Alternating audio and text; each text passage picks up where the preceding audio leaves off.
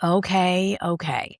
So I said we weren't doing full basement mode yet, tinfoil hat. I did say that in the last episode. Go back and listen. I said, and I quote, "Today we're doing facts." Well, guess what? Facts led me to the basement. Facts handed me a tinfoil hat and said, "You earned this." So here we are. Welcome to level 3. Bring snacks. You are going to need it. And I emotionally eat when I'm stressed out. So, yeah. Because the last episode, we talked about the building, who owns the apartment complex, the illusion of variety, different logos, same landlord. And I told you once your eyes open to that, it gets really hard to go back. Well, today we are naming the landlords by name, first and last, because we are done being polite about this. And before anybody comes for me in the comments, which I know they will, let me be clear. I am not a conspiracy theorist. I am a woman with a search engine, a receipt folder, and a deep, abiding distrust to anyone that tells me to stop asking questions. That's it. That's the whole platform. So, let's go. I'm Christy Chanel, and this is Sassy Politics.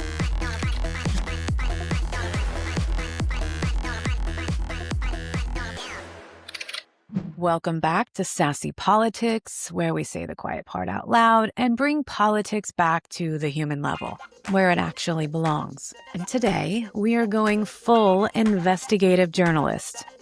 This is the bonus episode. This is level 3. And if you haven't listened to the previous episode yet, go do that first and then come back, because this builds. Okay, still here? Good.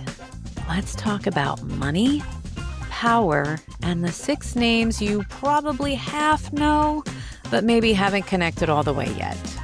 So we talked about how a small group of massive companies, Comcast, Disney, Warner Brothers, Amazon, owns a huge share of what you consume every day. But here's what I didn't get deep enough into. Those companies. They also have owners, investors, shareholders, people at the very top of the food chain who are not reporters, not editors, not even really media people in the traditional sense. They are money people. And the irony is, so am I, except I'm an AR manager, so I bring money in. These are power people. And some of them have very specific ideas about what the world should look like. And they have the infrastructure to push those ideas into your brain every single morning while you're drinking your coffee and scrolling your phone. So let's just go a little bit deeper than we did last time. Okay, I need you to meet the 3 names that barely anyone talks about, but they sit quietly at the top of almost everything. BlackRock, Vanguard, State Street. These are investment firms, asset managers. They do not make movies. They do not anchor the news. They do not have a logo you'd recognize on a TV screen. And that's exactly the point. This is what they do. They collectively manage over $20 trillion in assets. That number is so large, it's basically fake. But it's real. And because they manage that money through index funds, they hold significant ownership stakes in almost every major publicly traded company in the United States, including the companies that own the media you consume. Interesting.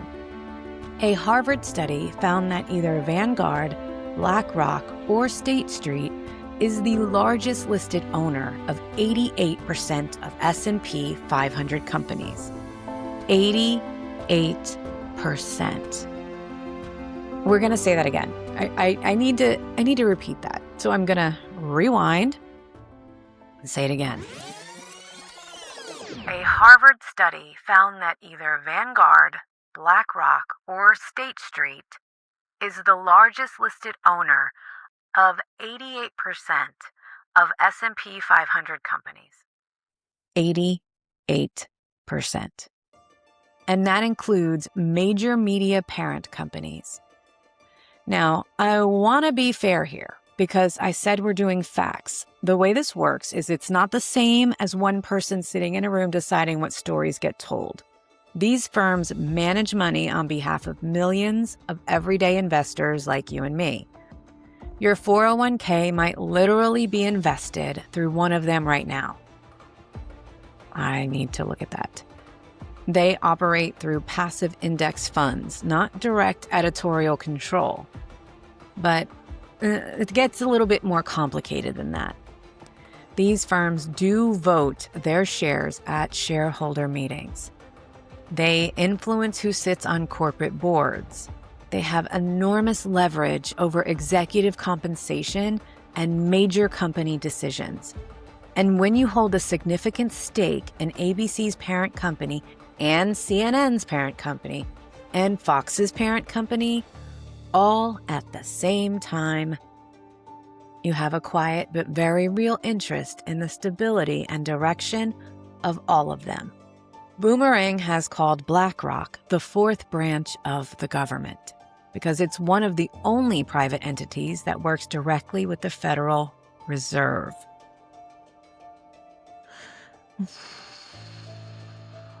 Yeah. Let that sink in for a second. Now here's what makes this feel a little tinfoily, but is actually just math. State Street is partly owned by BlackRock. Okay, I'm gonna say that one more time. State Street is partly owned by BlackRock. Got a visual? Okay. And BlackRock's largest shareholder is Vanguard. So when people say, follow the money, sometimes the money just leads you in a circle of three companies that own each other while also owning everything else. I'm not saying that they're evil. I'm saying that when this much financial ownership is concentrated in these few hands, and these hands have a financial interest in maintaining a certain kind of stability and certain kind of narrative, we are not talking about neutral at this point. We're talking about structural influence. And you deserve to know that that exists. And if you're not paying attention, you don't. So let's talk about some names that you actually do recognize, because these are not passive index fund managers like the ones we just spoke about. These are people who made very specific decisions to own and influence media. And they do it very differently. Rupert Murdoch. If media power had a final boss, for decades it was this man.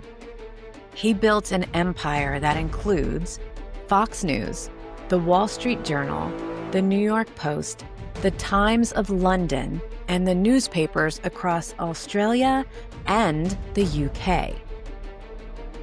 Wow, I did not know he didn't just have this country. That's crazy.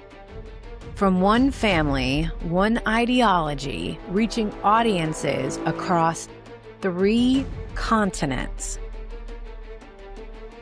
And just in case you thought things were changing, in September 2025, the Murdoch family reached a settlement that handed full control of the empire to his son, Lachlan, who is explicitly described as politically conservative. The deal was literally structured to ensure Fox News would never change its political direction.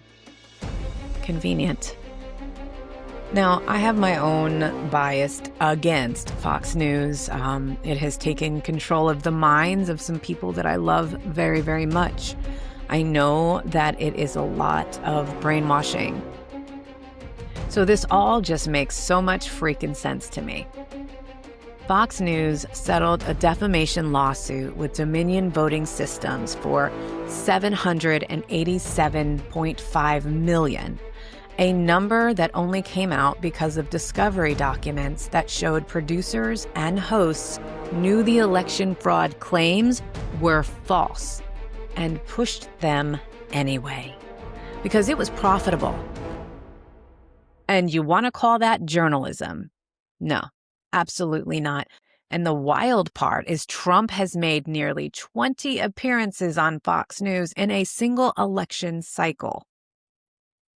Their ratings crush every competitor. Their stock has soared. So, what is the lesson here? Sensationalism and fear are the most profitable things on television. And when profit and truth are in a head-to-head competition, we already know which one usually wins. Jeff Bezos.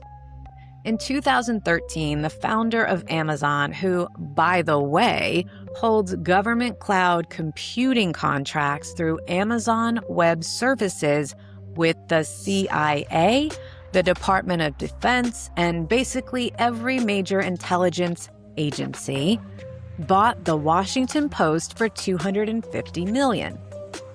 Now, I'm not going to sit here and tell you that Bezos personally calls the newsroom every morning with orders. There's no evidence of that. But I will tell you this. When the owner of a major newspaper is simultaneously one of the largest government contractors in the country, and that newspaper covers the government, that is a conflict of interest that deserves a lot more conversation than it gets. The Washington Post recently gutted its newsroom and pulled back from certain coverage.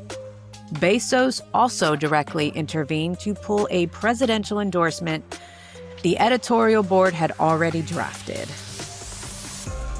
Whether you think that was right or wrong isn't really the point.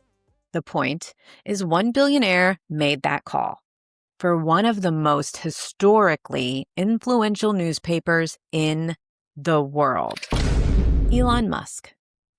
In 2022, Musk bought Twitter, now called X, for $44 billion. He then fired a significant portion of the trust and safety team, reinstated banned accounts, and has used the platform to openly champion political candidates and causes, including the current administration. X is not just a political media company anymore. It's the town square. It's where breaking news lives and dies. It's where politicians talk directly to the public. And it is owned by one man who uses it as a personal and political instrument. I stopped using X a long time ago. I want no part of that. Peter Thiel. And I want you to pay close attention here because this one is not in the headlines the way others are. And I think that's very intentional. Peter Thiel co-founded PayPal. He was an early investor in Facebook, which is data, and he co-founded Palantir, which is surveillance. God, that makes me so nervous. You don't even know how nervous Palantir makes me. Palantir is a data analytics company that was started in 2023 with CIA funding. That name comes from the all-seeing crystal balls in Lord of the Rings, the ones that corrupted their users by showing them only partial, manipulated versions of reality. And I'm not making that up. Like, what the actual fuck? That is the mythology the founder chose to name his surveillance company after. So if you were looking at good versus evil, which side would that be on? Just asking a question here. Palantir currently has contracts with the Department of Defense, the FBI, the NSA, and ICE. In 2025, the U.S. Army awarded Palantir a $10 billion contract, consolidating access to virtually every Army database. In April 2025, ICE paid Palantir $30 million for a system that provides near real-time tracking of immigrants and their movements. There are reports of Palantir building infrastructure to merge government data on American citizens across agencies, tax records, immigration records, health data, into a unified system. And Peter Thiel? He was a major donor to both Trump and J.D. Vance. The technology he funded is now the operational backbone of the current administration's enforcement machine. And that is not a media company in the traditional sense, but controlling what data the government has on you and controlling how information flows through surveillance and targeting systems, that is information control. I need you to stay with me here, because some people hear all of this and think, okay, so rich people control the narrative. That's just how it is. And it's always been that way. And that's just half the truth and half dangerous. It has always been this way. And every time in history when it got that bad, there were consequences. Serious consequences. So let's learn from them. William Randolph Hearst, late 1800s. This man owned a chain of newspapers and decided that he wanted a war with Spain. Not because of some grand geopolitical strategy, but because war sells papers, and why the fuck not? His reporter in Cuba sent back a telegram that said, essentially, "There's nothing happening here, can I come home?" Hearst reportedly replied, "You furnish the pictures, I'll furnish the war." Now, historians debate whether that quote is real, but what's not debated is what happened next. His papers ran sensationalized, often fabricated stories about Spanish atrocities in Cuba. They blamed Spain for the explosion of the USS Marine before anyone knew what caused it. They screamed for war in giant headlines every day. And in 1898, the United States went to war with Spain. His paper even ran a front-page headline that said, and I am quoting, "How do you like the journal's war?" He literally took credit for a war because it moved papers, and it worked. His circulation hit 1 million. Does that sound familiar? Sensationalism, fear, emotional manipulation, outrage sells. Different century, same playbook. Goebbels and Nazi Germany. Now, this is one I want to handle very carefully. You can't just slap a Nazi comparison on everything, and we've been doing that a lot. And that is lazy, and it minimizes real atrocities. But there are specific factual lessons here that we have to talk about. Joseph Goebbels was the Reich Minister of Propaganda. He controlled the press. He controlled the radio. He controlled what images were seen and what was suppressed. He coordinated all media into one voice with one message. And the outcome was that millions of ordinary people, just regular people, not monsters, were convinced to accept and participate in atrocities because the narrative that they were fed made it feel justified. They made it feel necessary, almost patriotic. The lesson is not that we are Nazi Germany, because we are not. The lesson is the narrative control, real, systematic, centralized narrative control, is one of the most dangerous weapons ever developed. And it does not require a military. It just requires owning enough microphones. Soviet state media. The Soviet model was different, less hysterical, just more suffocating. The state controlled all information. There was no fake variety, just pravda, which literally means truth. And that was it. But what happened? People stopped trusting anything, not just propaganda, anything. When you know the information you're receiving is manipulated, you develop kind of a permanent cynicism that makes collective action just about impossible. You just don't know who to believe.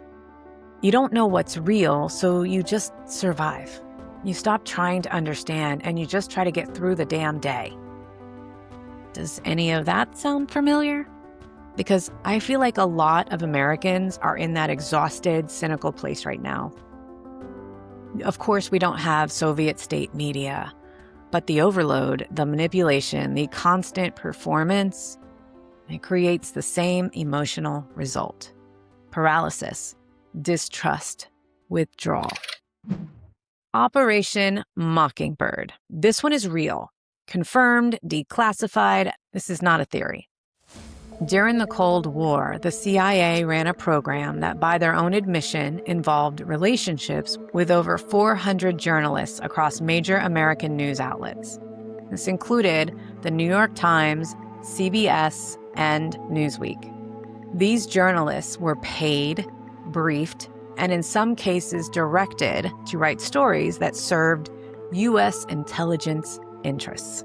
The operation was exposed in the 1970s through the Church Committee Congressional Investigations and by journalist Carl Bernstein.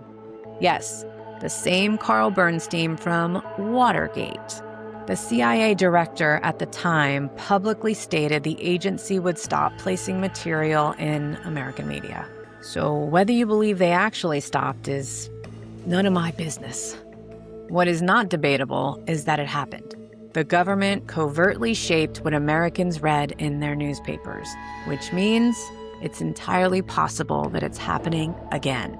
The press, which is supposed to be the adversarial check on power, was at least partially domesticated by power.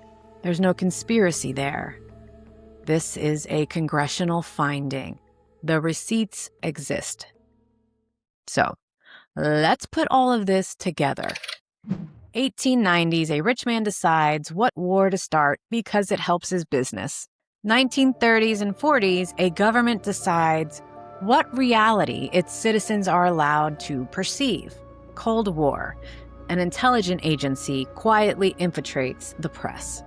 Today, 6 or 7 individuals, and my son would jump in and say 6, 7, and 3 massive financial institutions hold significant influence over the majority of what you watch, read, share, and scroll. The specific mechanisms change. The people change. But the pattern is the same. Powerful people. When they get control of information, they use it to protect and expand their power. I mean, it's not always malicious. It's not always conscientious either. And the thing that makes this more complicated than the historical examples that I just gave you is that the manipulation is not just on your television. It's in your hand. It knows your name. It knows what makes you angry. It is optimizing for your most vulnerable emotional moments. It's serving you content at 2 a.m. when you can't sleep and you're already anxious. And the algorithm knows that about you. That's a level of access to the human mind that Hearst couldn't have even dreamed of. So before you spiral, because I see you, I am you, I know what it feels like to learn all of this and just want to throw your phone in the lake. Let me bring it back down. And you need to know this is definitely not hopeless.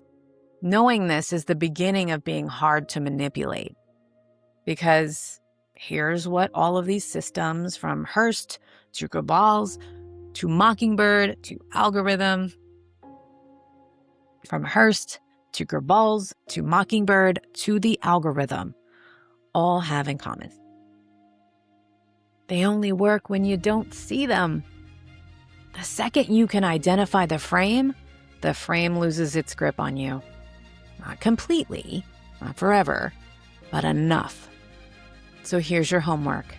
And I'm serious about this. The next time you feel a strong emotional reaction to a headline, especially anger, fear, and that can you believe this feeling? Pause just for 5 seconds and ask yourself, who benefits from me feeling this way right now? Who put this in front of me? What am I not being shown? That's it. That's the whole skill. 5 seconds. That question. You don't have to have all the answers. You just have to stop being on autopilot.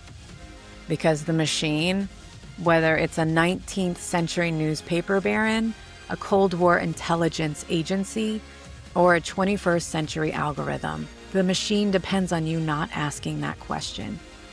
So ask it every time, and then tell somebody else to ask it too. Because that is how this spreads, by people deciding that their brains belong to them. We are building something at Linked We Stand, a community where people can talk about this stuff without feeling crazy, where you can ask hard questions and not get canceled or dismissed or mocked for wanting to understand the world you actually live in. Go to linkedwestand.com, click Get Involved at the top right, put your information in, and get started with us. Because this is not a solo mission. It never was. You are not crazy. You are not paranoid. You are paying attention. And paying attention is the most revolutionary thing you can do right now. I am Christy Chanel. This is Sassy Politics. I will see you next Tuesday. And yes, I know, I said we weren't doing a full basement mode yet. I lied, but only a little.